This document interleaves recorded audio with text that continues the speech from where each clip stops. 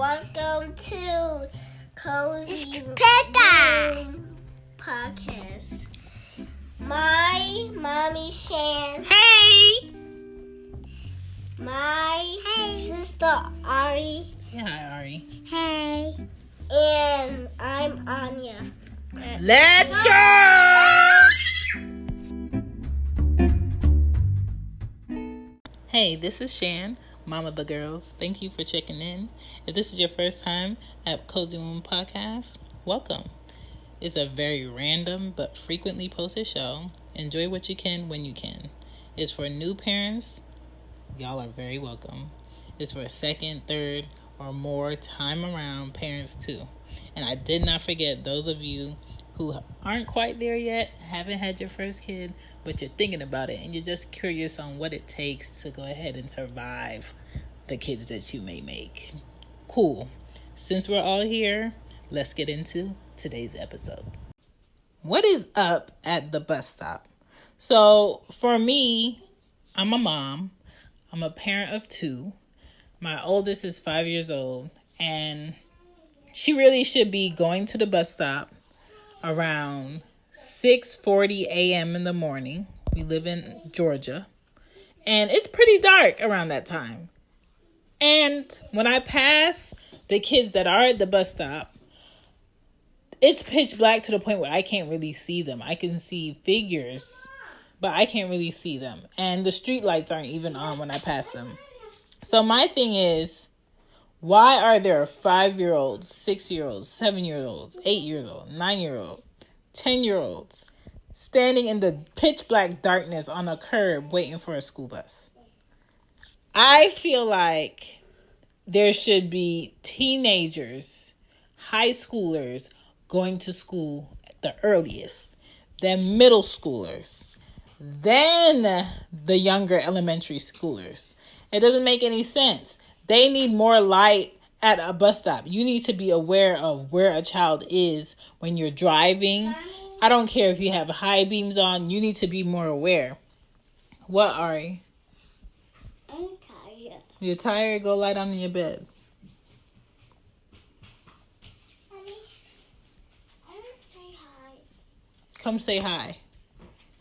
But y'all need to go away so I can finish. Hi. All right, bye. All right, get off my trash can. Get out. Yeah, like, where are the street lights? The street lights, by the time I take my kids to camp in the morning, and then their camp will drop them off, drop my 5-year-old off at school.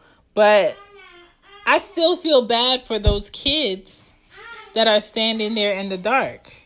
And my thing is, why wouldn't it be mandatory to have a light post at every bus stop? If there isn't a light post at a bus stop, that should not be a bus stop. So many kids get hit by cars trying to go to and from school every year. And it's kind of like, are we not understanding that if a driver can see a kid, then it's going to be better for them to go ahead and get to school safely? Stop! There's more! Stop. There's more. More. Yeah, like, I really believe all bus stops should have good lighting. Just like it's mandatory for cars to have their lights turned on when it's dark outside, it should be mandatory for bus stops.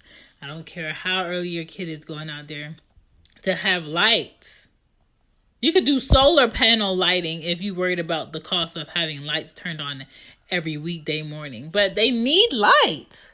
It's dark out there, and I hate the fact that I could hardly see these kids when I leave my house to go take my kids to camp. I would never, ever let my 5-year-old stand at that bus stop by herself or even with me, because you never know when a car can jump the curb or when a car, assumes a turn is, very wide when it's really narrow and might hop that curb and hit a kid that they can't see. I think we just need to be more aware of what circumstances we're not helping with by being lazy through thinking. The next thing is, what are the rules for the bus stop? I think the rules for the bus stop should be very easy. There should be no running, no playing tag, no fighting, no pushing, no rushing and making last minute, thoughts about, oh, I should just run across and try to chase this bus, or I should just dash across this street to try to get to the bus quicker. And when kids think, they don't think ahead. So if a kid thinks if they go in the middle of the street to get the bus and a car doesn't see them because they're so small or short, they could get hit. And, you have to make sure that your child is aware of their surroundings, that they're aware of other people and other vehicles, other buses, people making turns. I never put my foot in the street with myself or my kids unless I can see that driver looking directly at me to make a turn. Have you ever walked to the curb and you want to go ahead and cross, but there's somebody that's trying to make probably that right turn and they're looking in the opposite direction, they're not looking at you? Those type of drivers are the worst type of drivers for somebody who's walking to see, because it's kind of like, if this is my time to cross the street, but this person is so concerned if they can go ahead and hop this turn, are they going to look at me in time enough to stop their car? The odds are they're not. So it's better for you to wait until there's not a car there in order to cross in the crosswalk. Even if it's your turn to walk across the street, you have to make eye contact, and you have to teach your kids to make eye contact with that car. Now, when I was 7, I got hit by a car. Why? Because I was walking across a street at an intersection by my house in Philadelphia, and I was so short that the car didn't see me. So by the time I got to the middle of the street, the light turned green and that car, pushed the gas and hit me.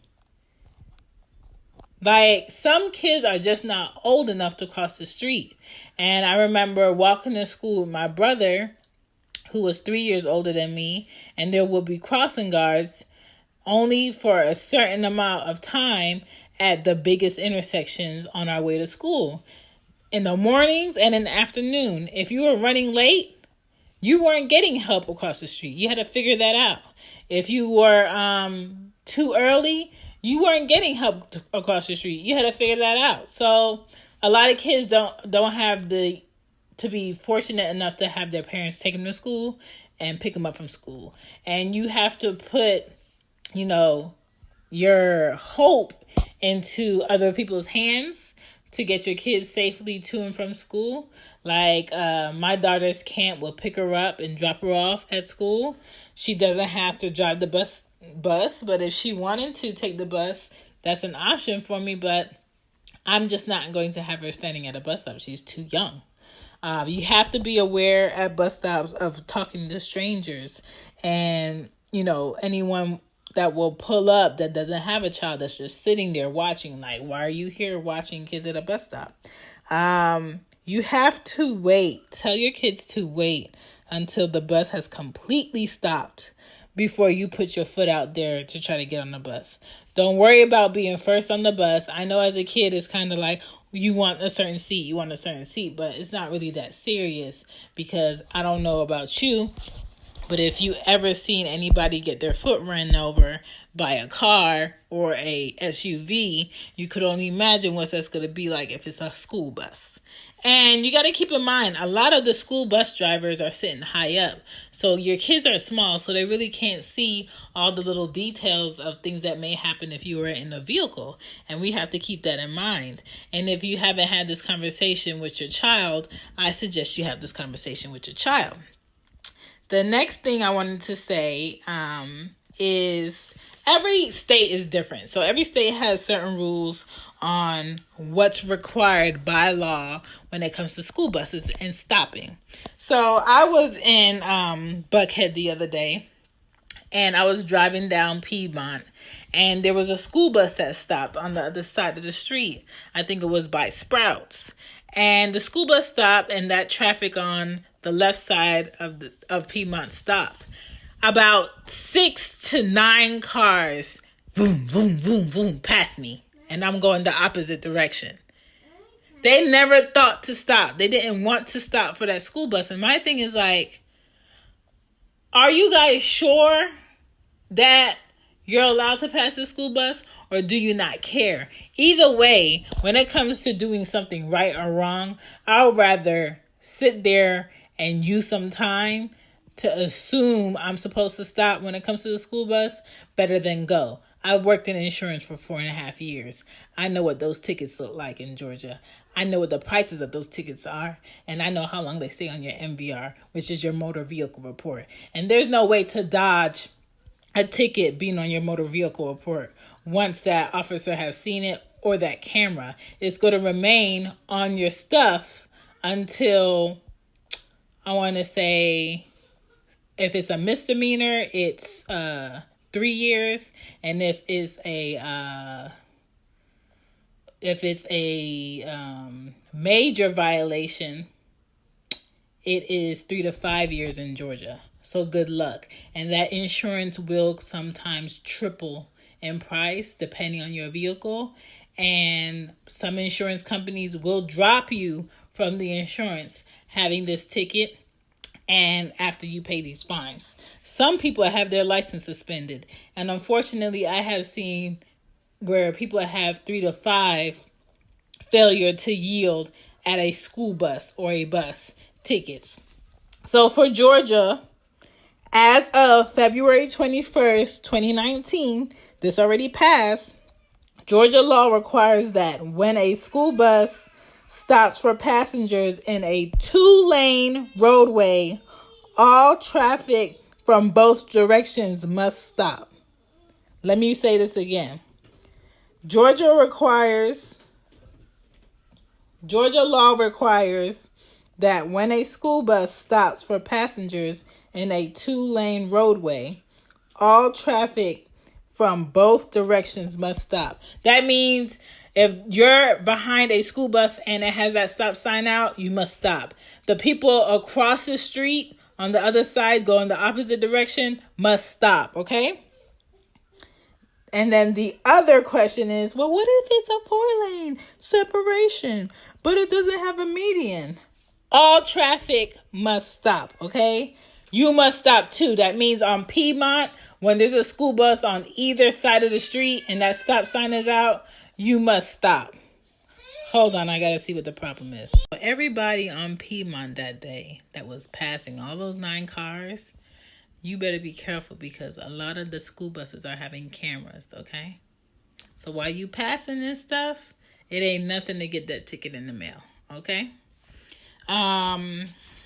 Another thing, now, if the street has a median in the middle of it on a 4-lane roadway, you do not have to stop unless you're going in the direction of that school bus.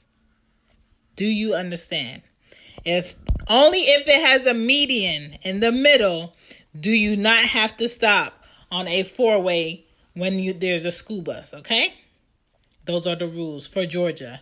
I suggest you look up the rules in your state if you're unsure. Now, if you're wondering, well, I did pass a school bus. I really want to know what the penalty is. I got you. I got y'all. Okay? So passing a school bus in Georgia is 6 points on your license. Passing a school bus in Georgia is 6 points on your license. And it's not worth it. Okay? The fine is added. An added issue. Have you ever called the insurance company trying to get insurance with an SR22? That is what happens after your license has been suspended and they're giving you the okay to drive. A lot of insurance companies won't even write insurance for people with SR22. And when they do, it's high as I don't know what. But the ticket, what you're going to pay for passing a school bus, starts at $500 and can go up to $1,200. Let me say this again.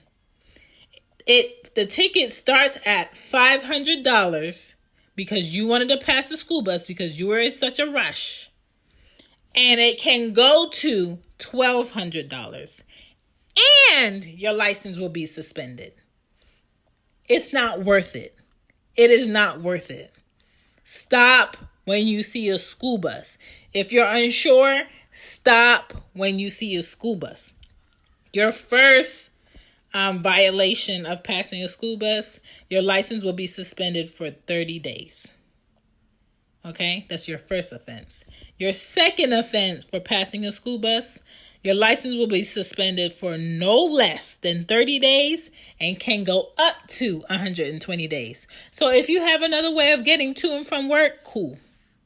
If you want to have a vehicle that you're making payments on because you leased it and you do not own it, but you can't drive it, and you got to pay insurance on a vehicle you cannot drive for 30 days because you chose to pass the school bus, cool. Go ahead and waste your money.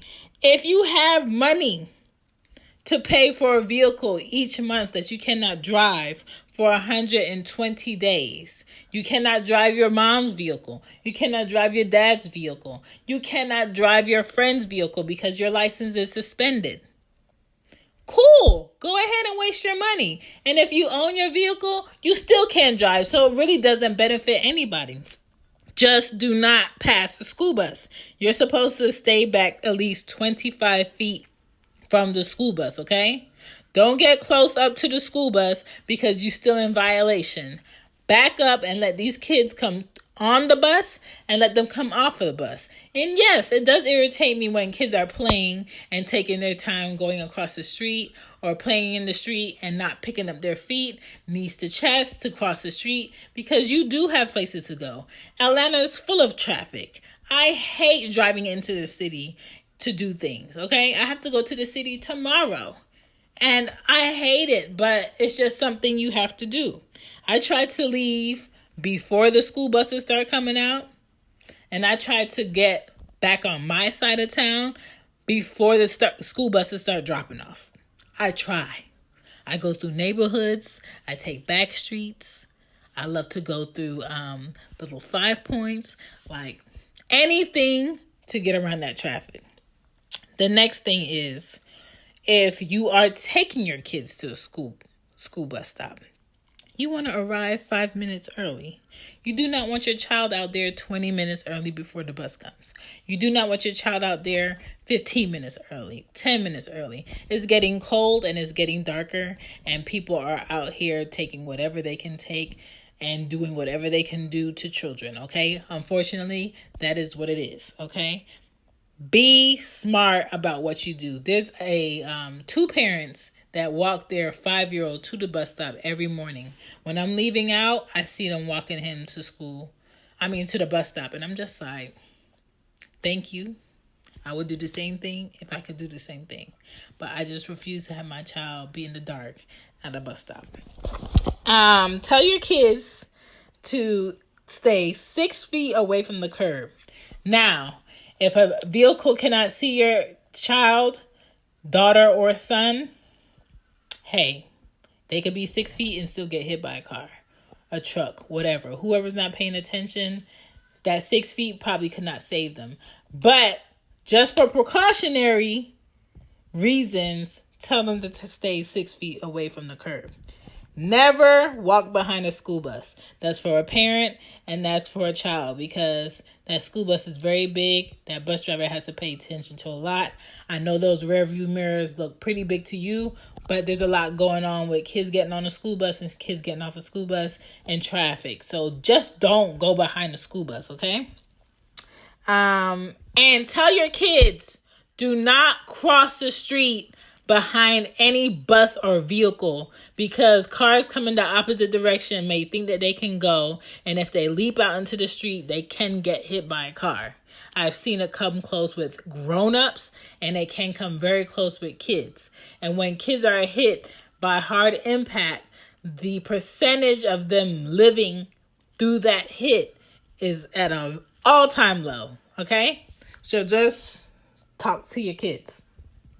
If you drop something near a school bus, Do not bend down or go under the tire and pick that up, because that bus driver cannot see you.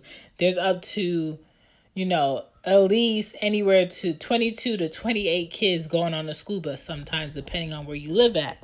So just tell the bus driver, hey, I dropped such and such at the wheel or under the school bus, so they know that they need to wait for you to pick it up or help you pick it up, okay? We don't want anyone getting ran over by a school bus. We don't want anyone getting hit by a school bus. I just want us to be safe going to school and coming home.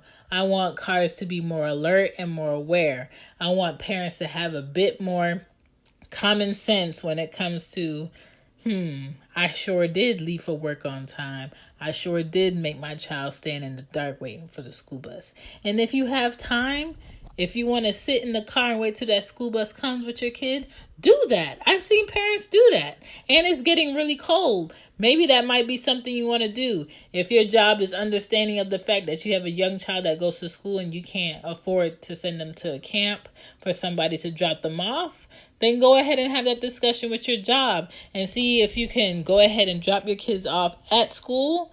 I know her school does not allow drop-offs until 7:15. I could possibly get dressed for work and take her to school, but sometimes I'm just like, I'm paying your camp to pick you up and take you from school, so I might as well utilize what I'm paying for and save my time. Like this morning, I spent my time waking up. I got somewhat dressed for work. I got the girls ready. I gave them something to eat. Then we got in the car. I took them to camp. I came back. I washed clothes. I dried clothes. And I went to work because I had that time. But sometimes I don't want to do that in the morning, so maybe I'll spend more time taking her to school. So it all depends. Just be smarter about your time. Be smarter with your kids. And be safe. Bye. Bye.